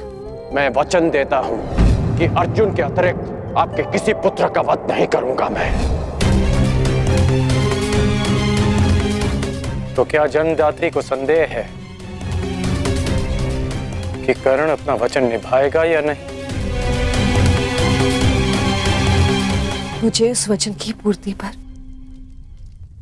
कोई संदेह नहीं है जो तुमने मुझे दिया है। मैं वो वचन स्मरण कराने आई हूं। जो वचन तुमने अपनी पत्नी सुप्रिया को दिया था, एक पति ने अपनी पत्नी को दिया था कि आवश्यकता के समय पर वो हर समय उसके पास उपस्थित रहेगा। सुप्रिया को तुम्हारी आवश्यकता है कर्ण। जानता हूं राजमाता, किंतु मैं नहीं जा सकता।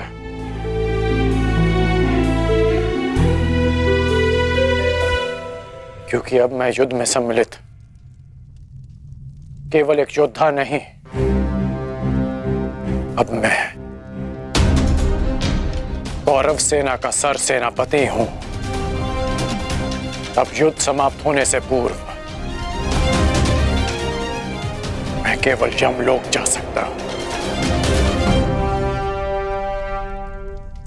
मैं जानती हूं कि तुम नहीं जा सकते, परंतु वो तो यहां आ सकती है ना। चलो मेरे साथ।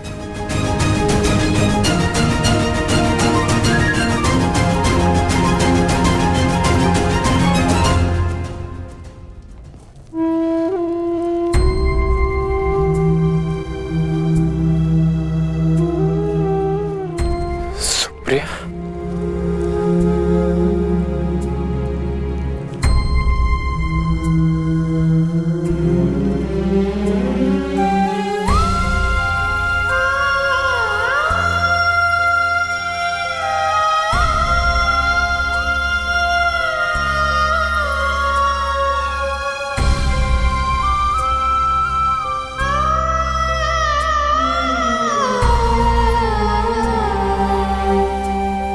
प्रणिपात आर्या। तुम अस्वस्थ हो सुप्रिया, फिर इतनी लंबी यात्रा क्यों की? पत्नी अगर पति के पास पहुंच जाए तो आधा रोग अपने आप चला जाता है। हेश, नकुल और सहदेव संभाल लेंगे। उपचार के लिए इन्होंने संदेश भिजवा दिया है। उपचार की आवश्यकता नहीं है राजमाता।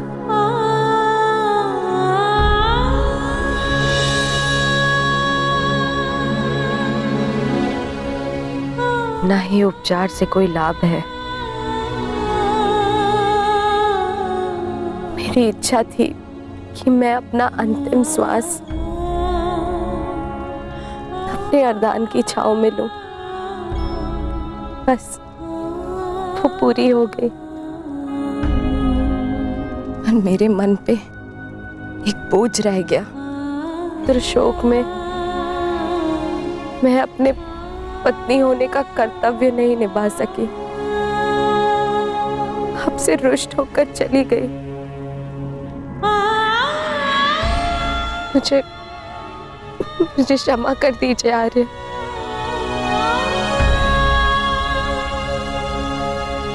क्षमा मांगने की आवश्यकता नहीं है। मैं भी एक पुत्र हूं।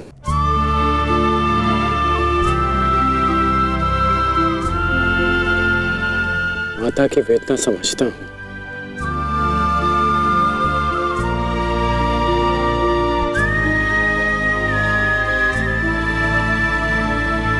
तुम्हारा कोई दोष नहीं है सुप्रिया।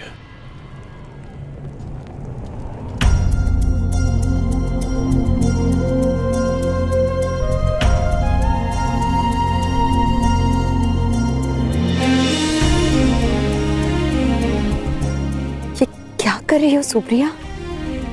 महारानी हो तुम अंग की।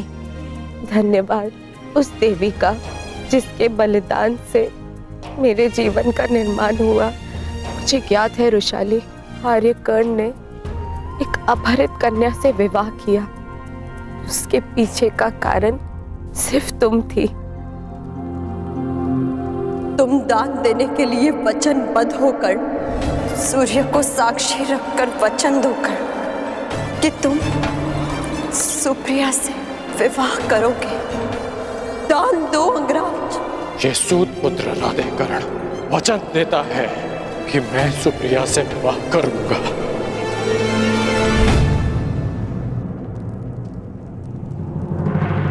उस पल से इस पल तक मैं जितने भी पल जी हूं तुम्हारी कृतज्ञ बनकर जियो वृषाली। कदाचित मैंने अपने पुत्र ऋषि का नाम भी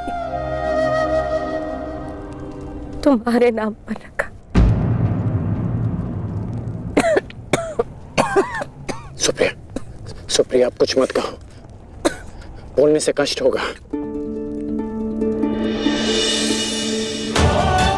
नहीं आर्य,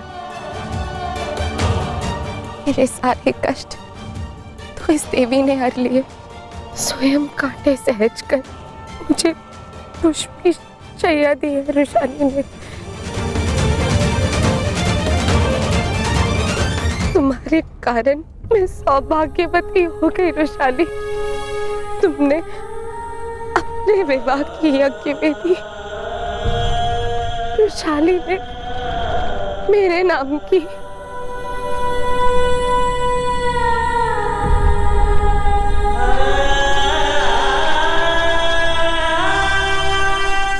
अपने वचन के लिए जाने जाते हैं ना आर्य। आपकी अर्धांगिनी होने के नाते मैं चाहती हूं कि आपका हर वचन पूरा हो, कोई भी वचन अधूरा ना रहे। आपका एक वचन है आर्य, जो मेरे कारण अधूरा रह गया था।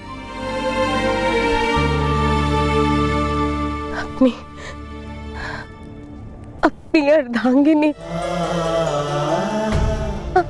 अंतिम इच्छा पूर्ण कीजिए आर्य, ताकि मैं इस संसार से इस संतोष के साथ जा सकूं।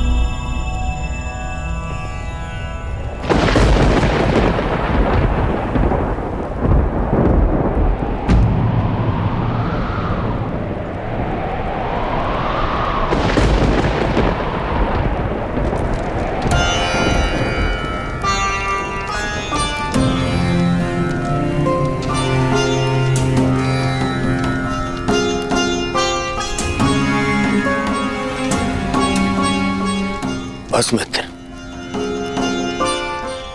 बहुत हो गया, बहुत हो गया मित्र। अब सीमा समाप्त हो गई।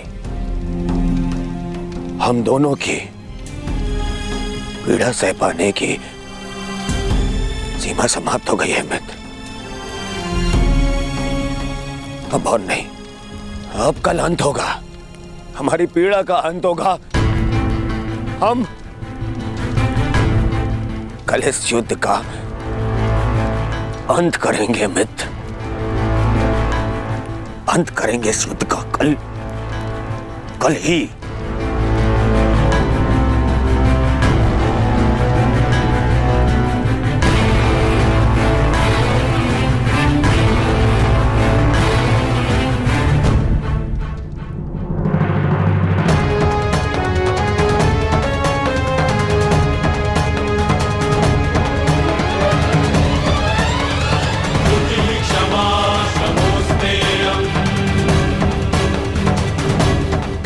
यशस्वी भव।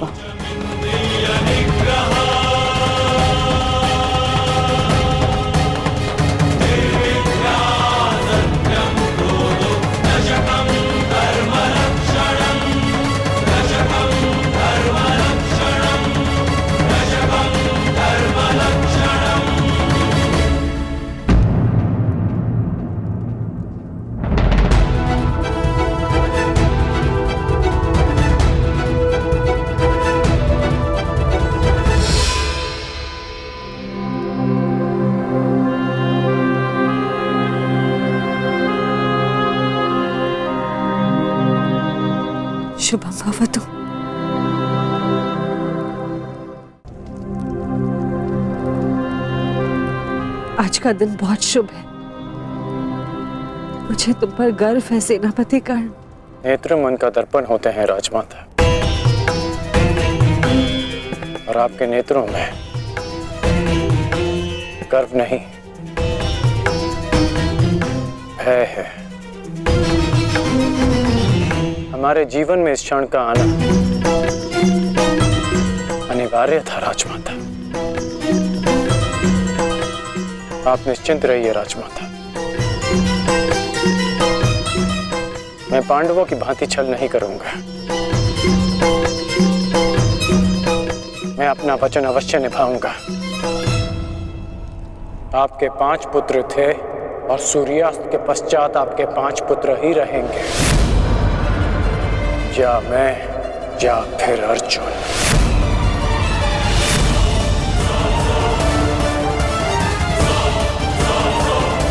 प्रणिपात राजमाता।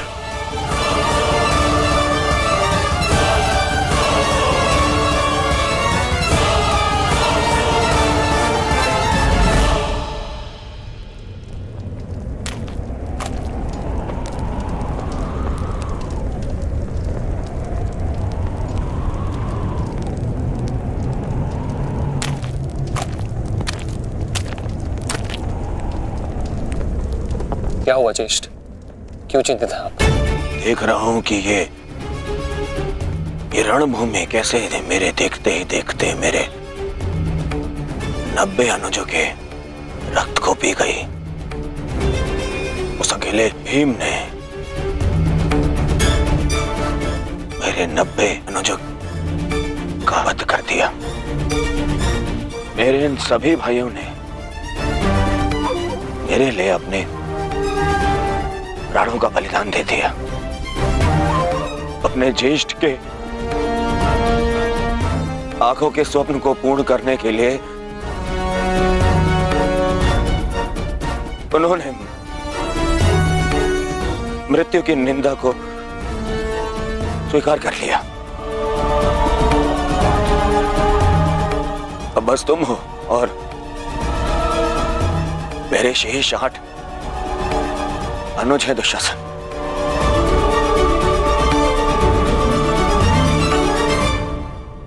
ये सोचकर मेरा हृदय कांप उठता है कि न जाने अब और किसका लहू मांगेगी ये रणभूमि।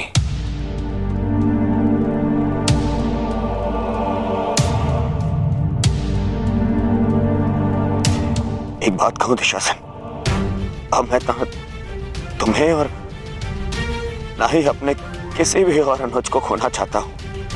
अब मेरे में साहस नहीं रहा कि मैं अब अपने किसी भी और अनुज की अर्थी को कांधा दूं। मेरे में साहस नहीं है अब। किंतु आपके अनुज में साहस है ज्येष्ठ। साहस है कि वो अपने ज्येष्ठ के स्वप्न को पूरा करते करते अपनी आंखें मूंद ले। आपके लिए अपने प्राण देकर प्रसन्नता होगी मुझे, और संतोष भी कि मैंने पितृ ऋण चुकाया, क्योंकि मेरे माता पिता ने आज तक मेरा मुख नहीं देखा, और मेरे लिए आप ही मेरे पिता और आप ही मेरी माता हैं।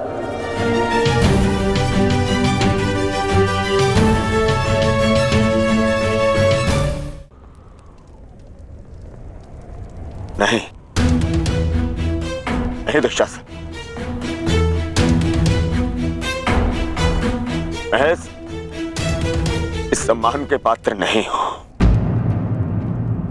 मैं तो लज्जित हूं। परंतु मैं लज्जित नहीं, आपकी आज्ञा का पालन करने के आपके आनंद के लिए मैंने जो कुछ किया, मुझे उस पर गर्व है। मुझे तनिक भी लज्जा नहीं कि आपके अपमान के प्रतिशोध के लिए मैंने पांचाली का वस्त्र हरण किया। और यदि मुझे ये बार बार करना पड़े तो आपके संतोष के लिए मैं निर्दयता पूर्वक उसका वस्त्र हरण करूंगा, बार बार करता रहूंगा। अपने ज्येष्ठ के लिए मरना और मारना मेरे लिए गर्व की बात है।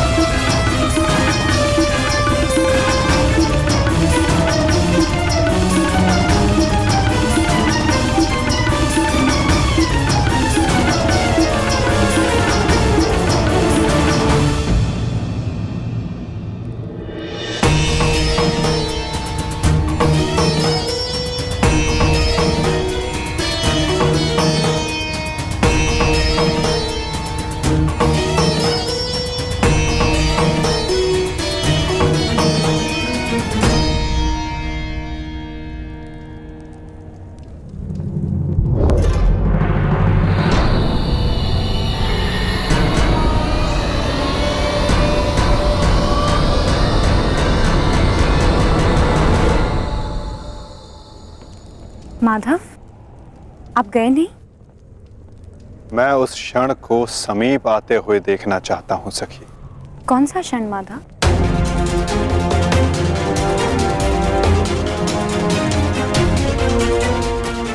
इस महायुद्ध के प्रारंभ होने से वर्षों पूर्व कुछ वचन दिए गए थे, कुछ प्रतिज्ञाएं ली गई थी, केश खोले गए थे, उनसे कुछ आशाएं बांधी गई थी सखी। और अब उन वचनों की पूर्ति का, उन प्रतिज्ञाओं के संपन्न होने का, उन केशों को बांधने का क्षण समीप आने को है सखी।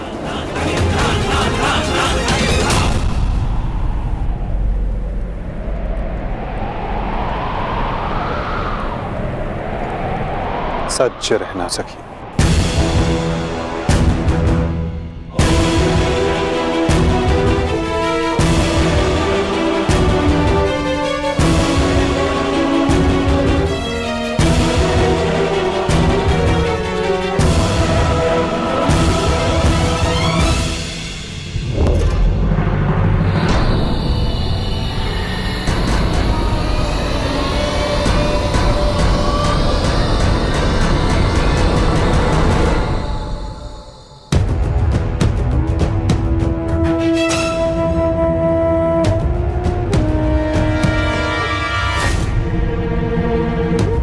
दासियों के मस्तक पर चूड़ामणि शोभा नहीं देती।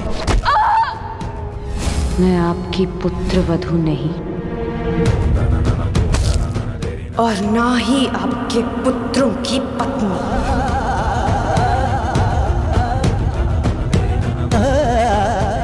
मुझे विश्वास है पांचाली, इस आने वाले युद्ध में मैं विकोदर भीम उस दुशासन की छाती फाड़कर उसके छाती के लहू से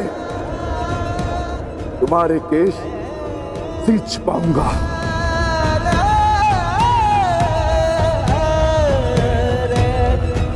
मैं सज्ज हूं माधव, और रक्त स्नान के लिए मेरे केश भी सज्ज हैं।